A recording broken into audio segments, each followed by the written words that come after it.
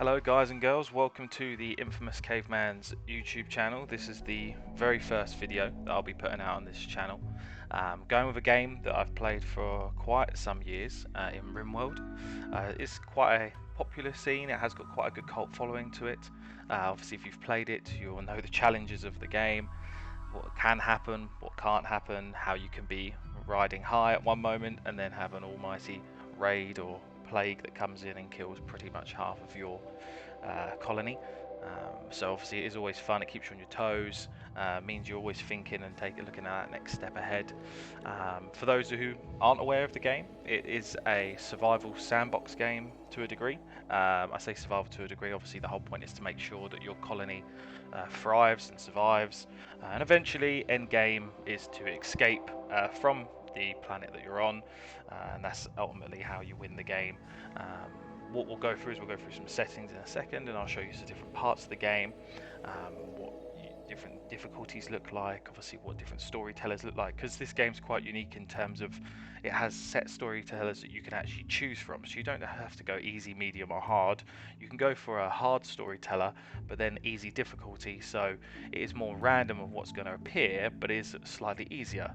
Or you can of course go on the random storyteller, which means anything can attack at any point, and any size really, and then you can have more difficulty on that as well with the actual difficulty settings, but we'll go through all that in a minute. Like I said, it's a game I've played for quite some time, so I'm excited to show you guys. I'm excited to obviously start with the whole YouTube thing. Of course, any comments at any point, feel free, just write them below. Anything's going to help me at this moment in time. Obviously, like I said, it's the very first video I've done, so yeah, let's get started and let's see what we're going to do. So as you can see, you've got a couple of different scenarios that you can choose from. You've got Crash Landed, Lost Tribe, Rich Explorer, and Naked Brutality. And again, these are all different types of games that you'll be playing. And different types of games that you'll be playing varies from people to people. This one you start with 3, this one you start with 5, this one you start with 1, and this one you start with 1. And again, all different type of difficulties. Naked Brutality is obviously going to be the hardest difficulty because you start with nothing. And the Rich Explorer arguably is one of the easier ones. You only start with one person, but you do have gun turrets straight away, other research, and you do start with a lot of stuff. So what we're going to do is we're going to go on the Lost Tribe. The reason we're going to go Lost Tribe is because it gives you a real basic version of the game to start with, as you don't have a lot of research. So people who haven't seen the game before, it'll be a good exposure to them to see what happens and what you can do. Also, it means that the technology is researched at a slower rate as well, as you are just a tribe. So again, it will mean our progress is a little bit slower than if you've done some of the other preset options. And this way, like I said, it gives anyone new a good chance to have a look at the game. Obviously anyone experienced, they'll know the struggles with the Lost Tribe. Yes, you get the 5 people, so obviously you've got a good sort of manpower behind you in terms of your building, etc, etc, with your pawns that you have. However, because you are at a tribe level, obviously you've got very basic weapons, no armor, very basic materials that you can use to start with. So we're going to go on Randy Random as our storyteller. And again, basically these are all just different things that you've got. You've got a classic experience of the game. You've got the chillax version. If you just want to do a bit more building, more time in between events, then this is the one you would go for. Classic is just a balance of basically the pair of them. And Randy Random, as you can see, obviously he doesn't follow by the rules. He'll generate random events, and he doesn't care if they make a story of triumph or utter hopelessness. So this is what we're going to go for. It means it's a little bit more challenging. It keeps you on your toes, and always keeps you thinking of that sort of step forward and that next step. We're going to go on losing is fun. We're going to go on the hardest difficulty, obviously commitment mode as well, so we can't go back and reload any saves. I always go for 100% planet generation, or globe coverage, sorry. So it gives us a full planet to work with when we are moving around eventually, when we go off and make other colonies, etc. We've got a lot of space to do that. With the randomized seed, again, just anything will do. We're going to keep all these as normal. We don't need to change these necessarily.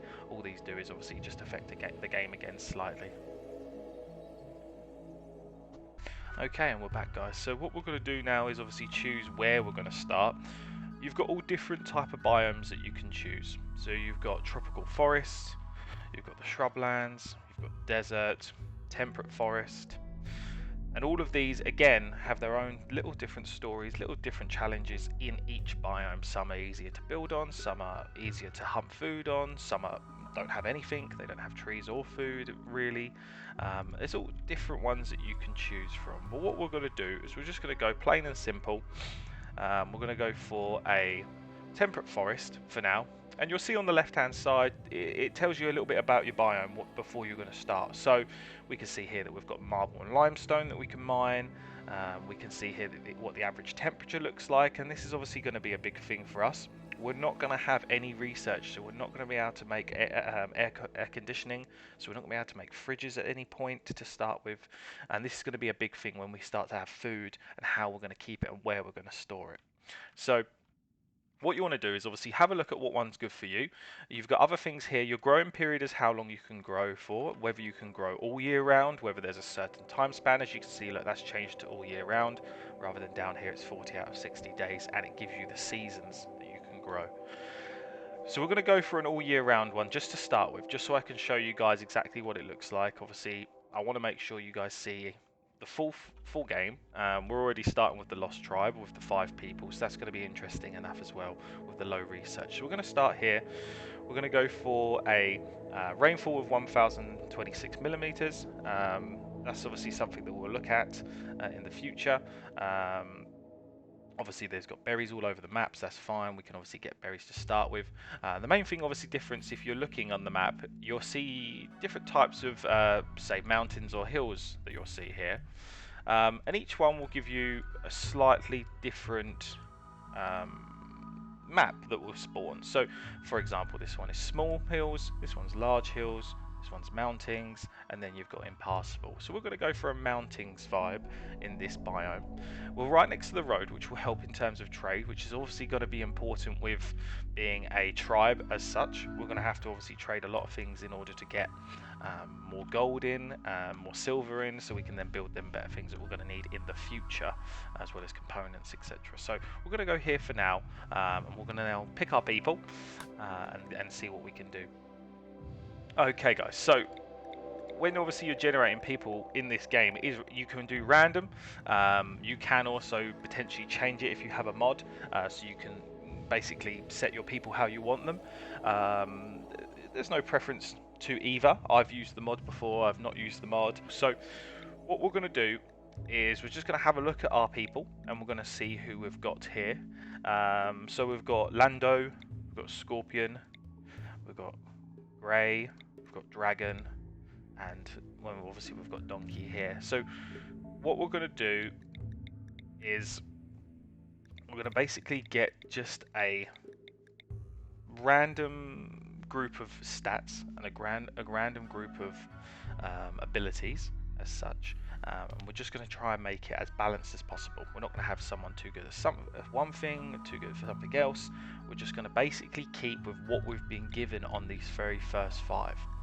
So when you're looking at this, you'll have a look at what their stats specifically are, and each stat will be relevant to something that's in the game. Shooting, they're going to be obviously better with firearms. Melee, they're going to be better in hand-to-hand combat. Obviously got construction, mining, cooking, plants, animals, crafting, artistic, medical, social, and intellectual. So these all have different impacts on the game, and each skill has a relevance to something that you can do in the game. So with the animals, when you can tame things, the higher that is, the more chance you've got to tame things, the more exotic animals you can tame. Artistic, when you get to that point when you're making sculptures, obviously the better they're going to be, so the more happiness it's going to bring your colony. So each thing has certain skills that will help you in the long run. But like I said, we're just going to go with the 5 that we've been given. All of them look pretty standard, to be fair. Some of them have got quite good stats. Some of them have got good passions. The little flames that you're looking at here, the single flame on its own means it's got a minor passion in that work, and the double flame means he has a burning passion. And what that will do is it will determine how quick they get better at that skill. So if I set Dragon just to do mining, he's got a burning passion for mining, so his mining skill would develop a lot quicker than, say, for example, Scorpion, who doesn't have a burning passion for mining. She's still competent at doing it, level 3, and obviously his skill point of level 4, but it has the ability to progress a lot quicker due to the burning passion. On the left hand side, obviously we've got what they're incapable of. So this one's incapable of caring, this one's incapable of social and animals, and you'll see there's just a little dot there. This one says he's incapable of doing animals, but he's still got the animal skill, so that is unusual, but we'll keep that as it is. And then you've got different traits, which each random pawn will have random traits assigned to them. Again, all of which will affect the general gameplay that you'll have with that specific pawn. So for this one, for example, you've got she's an undergrounder, so doesn't mind obviously living in caves. So if we do build into a massive mounting system, she's not going to be a problem being underground for a long time. If we get toxic rainfall, which is one of the random events that can happen where you can't physically go outside, again, she's not going to have a problem with that. Also, she's a fast learner, which means her global learning factor goes up by 75%. This one, for example, careful shooter, so the aiming time, it takes 25% longer for them to aim, but it does give them 5+ shooting accuracy, which of course is going to be helpful at the start of the game. Then you've also got psychopath, which is how they'll meditate, and we'll get onto that later. That came with the royalty DLC. Now there's loads of traits in this game, which obviously we could go through them all, but of course we're going to be here for forever. There's loads of different ones that you can look through, so what I'll do in a future video, if that's something you guys want to see, we can go through each of the traits and obviously discuss how that affects the game and how that affects the actual gameplay with them specific people. Okay, guys and girls, so when you first spawn in, obviously you'll get the narrative of the story that you've picked. Obviously you went for the Lost Tribe. So the gods were very angry. The blood machines came at night. They swept through your village, cutting and burning your people with their blades and devil fire. So sounds like an exciting night. Only a few of you have escaped, and now after a harrowing journey, with no friends to turn to, you must build a new home in the wilderness like your ancestors did. So that's literally what you'll get, and you'll notice, I'll quickly pause it down here. You've got the 3 different speeds. You've got pause, play 2 times and 3 times. What I always do when I first spawn is I just have a look at what we've got and what we're playing with. We're playing on the standard map size. There are different sizes of maps that you can play on. The bigger the map, obviously the more space you've got to work with. Of course, the more areas you've got enemies and threats to come in at as well. So because we're playing on the mountains biome, you'll notice that there's a lot of places that we can't actually build in because of all the mountains, and that's going to come into the storyline that we're going to look to play.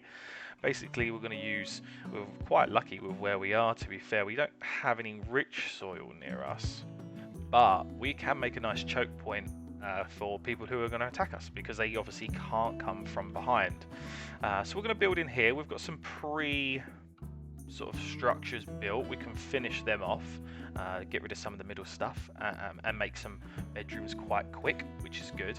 The first thing with the Lost Tribe save that you want to do is get a meal source, because this stuff with the animals that you've got will go very, very quickly.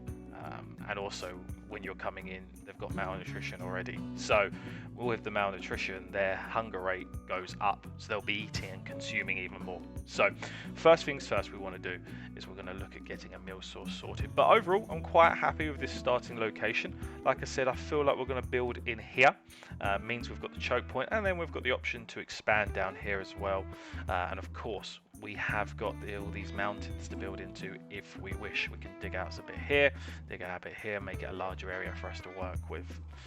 So what I'm going to do, guys, I'm just going to get set up, and then I'll come back to you in a moment, and I'll show you just some basic stuff that we've got planned. Okay, guys, so I just wanted to basically just get the very first initial bits done. I wanted to assign them all their weapons, get them to pick it up, and what you've noticed, I've put a stockpile zone just here where I'm planning to obviously build. Just going to get them to bring all the stuff that we spawned in with over, and then the next thing we're going to do is we're going to get some wood cut so we can start building this up.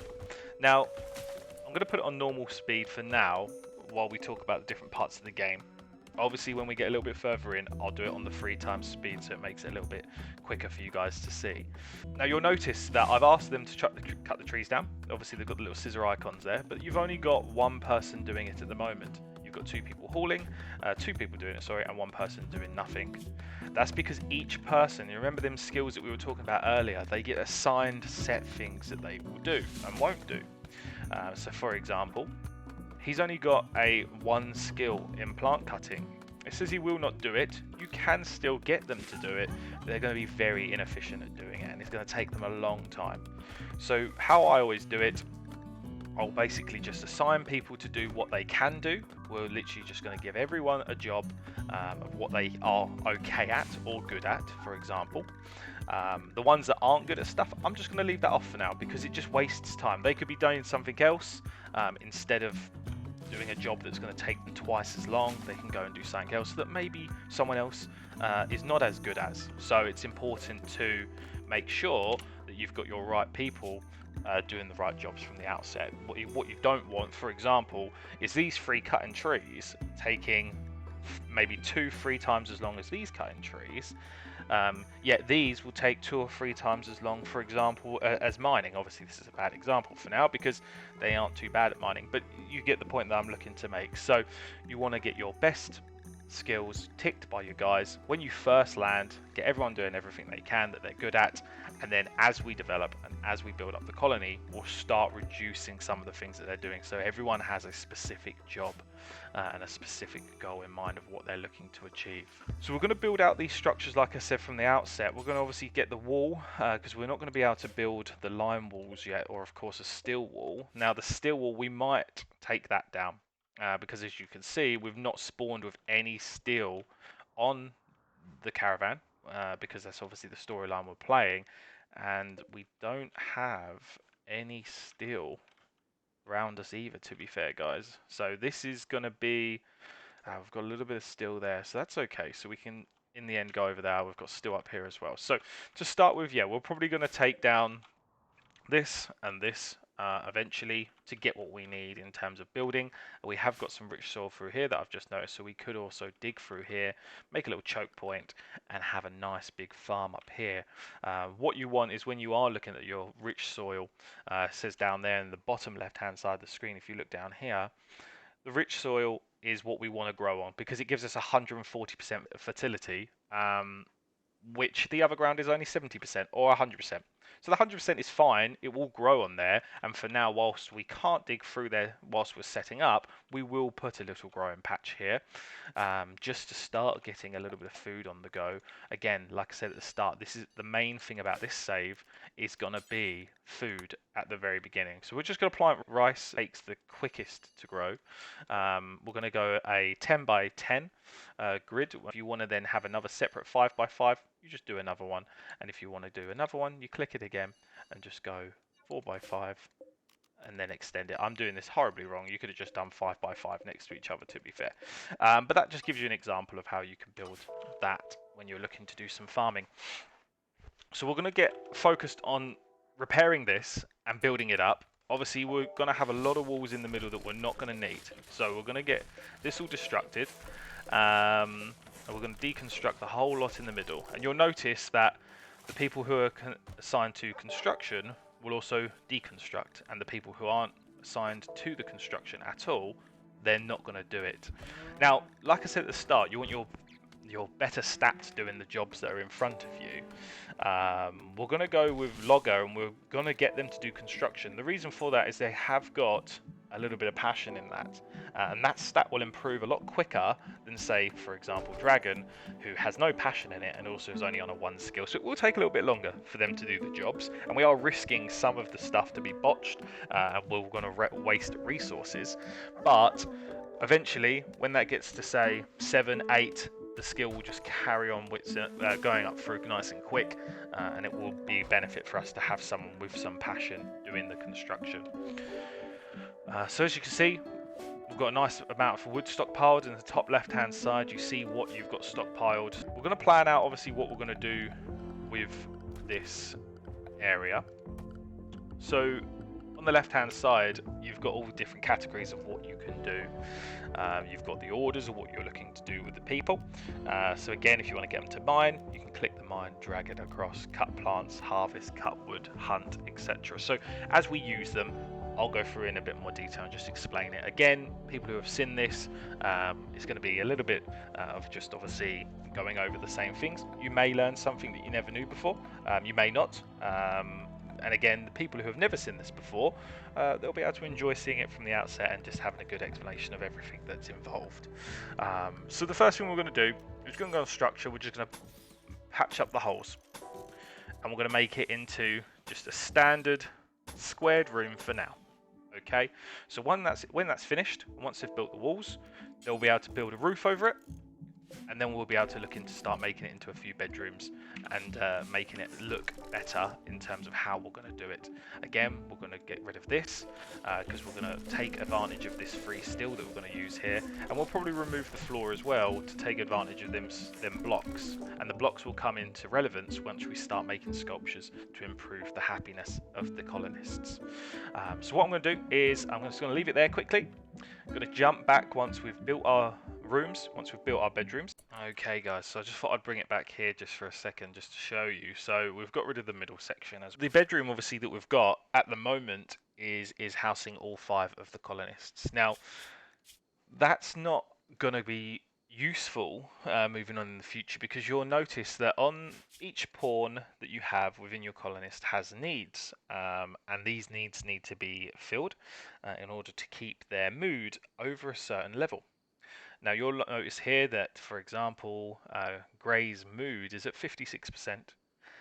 You've got an extreme break threshold of 5%, major break threshold at 20%, and minor break threshold at 35%. So if that mood goes under that, there's a chance that they will have one of them events happen to them, which can vary from loads of different things. It can just be from walking around as a sad wanderer and not doing anything for a while, to the most extreme of literally leaving the colony. So you want to make sure that the mood of your colonists stays as high as it can. Obviously when you first spawn in and you're in a very new map and you're first starting, that's not necessarily going to happen, because of course you need to get everything organized and you need to get everything together. But what you want to get to is where the mood is at a constant high enough state that you're not constantly coming into random events with your characters and with your pawns. Each one of these, as you can see, has a positive or a negative effect. And the barracks, what we were going to talk about, is one of the main things that we want to sort, the bedrooms or barracks as they say. The barrack at the moment is at a -7 because it's not a pretty sight, let's be honest. It doesn't look pretty. The walls are falling apart. There's no floor hardly. There's grass growing through and there's bushes growing everywhere. So it's not a pretty place to sleep. Again, we've spawned in with nothing. We have to make the most of what we've got. And this little structure that we had was quick and easy to patch up and put the beds in. Now, because we are in the tribe setting, we haven't actually researched beds yet. So to these guys, they don't actually know what a full bed is. The best thing we can build is on the furniture tab. And the best thing we can build for the moment is a bedroll. But again, that requires cloth, which you can see there on the left-hand side, which we don't have any cloth stored at the moment. So again, the best thing that the guys can have is a sleeping spot, which means they're sleeping on the floor and they're not happy about it. As we can see from the needs, he's slept on the ground, he slept in the cold, because obviously there's only 13 degrees Celsius in there. He slept in the cold, he slept on the ground, and he's got an awful barrack. So at the moment, that is contributing a lot to this mood. So he's at 56%. Once we've righted all those wrongs, his mood will be a lot better. Same as with the other guys. Now, the one good thing that the game does do, I'll quickly pause it, is it knows that you've just started. Your colonists all have a very strong buff of the extremely low expectations. So at the moment, these 5 characters, they're not expecting much. Obviously, we've just had our village burnt down. Just burnt down, destroyed. We've watched our families get butchered in front of us, so they're not expecting much, to be honest. You know, they're not expecting to survive that long, and that goes in our favour. That obviously, that boost in the mood means that instantly we're not having issues with the break thresholds that we spoke about earlier. So that's something that plays in our favour. Now we're going to look at starting to make some more food. And in order to do that, we're going to need a butcher's table, and we're going to need a fueled stove. Now the steel that we've got from the structure that was up here is going to easily cover what we need. We need 80, we've got 134, so luckily we've got enough. And obviously, like I said, this is going to be our bedrooms for now. And it's not going to be anything pretty, it's not going to be anything big.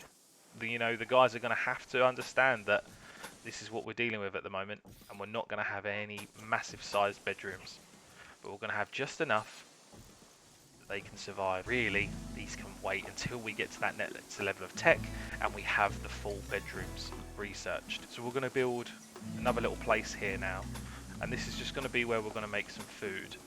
We're just going to make it nice and easy, again, nice and square. You know, some people might want to build different types of shapes of buildings. To start with, all I want to do is get the walls up, get the stuff that we need in order to build. That's our priority. Like I said, food's our priority, bedrooms are the priority. Other things can wait for now. We need to make sure we are fully prepared for any situation that comes up. We're going to build a barricade down here in your security tab, which then our archers can hide behind. So when we do eventually get that first attack, which it will happen, we can hide behind there. You can see, obviously everyone's doing their job. When they start finishing the jobs that are allocated, they'll start to clean and they'll start to haul. These will always have the lowest priority unless that's the only job that they're assigned to. All the other jobs will take a higher priority.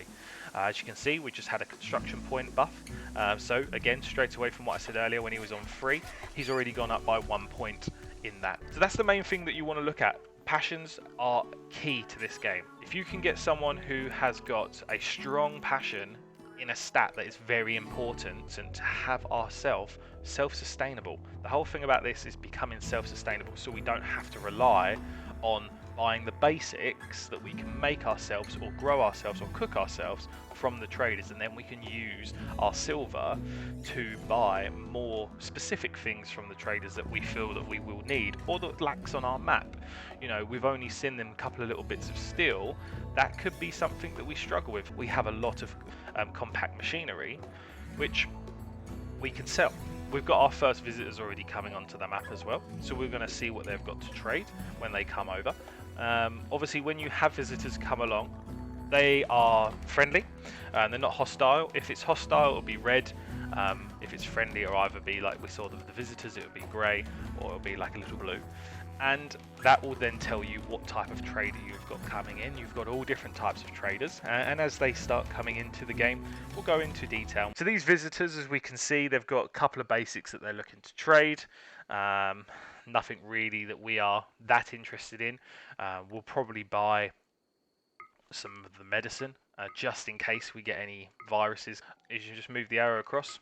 So for example, we want 6 of those, and that's what we're going to look to do. So there we go, guys and girls. That concludes the first episode of my Rimworld playthrough with the Lost Tribe. Obviously, we are the infamous Cavemen tribe now. Please obviously let me know if there's any feedback that you've got, any comments below that will be able to assist, anything you guys want to see, anything you want me to kind of present a little bit differently. You know, this is my first attempt and first go at recording content for YouTube, so I hope you've enjoyed it. Leave a like on the video if you did enjoy it. Hit that subscribe button as well. Obviously, if you can catch up with the future trials of the infamous Cavemen tribe, you'll be able to watch us go all the way through, and hopefully, fingers crossed, be able to leave the Rimworld itself. I don't know how long that's going to take with the technology, but it is something that we will strive for and we will try and achieve, and hopefully you guys will be there watching side by side as we fight the dangerous world that is on our Rimworld itself. So have a lovely evening, morning, afternoon, whatever time you're watching this, and hopefully I will catch you in the next video. Thank you.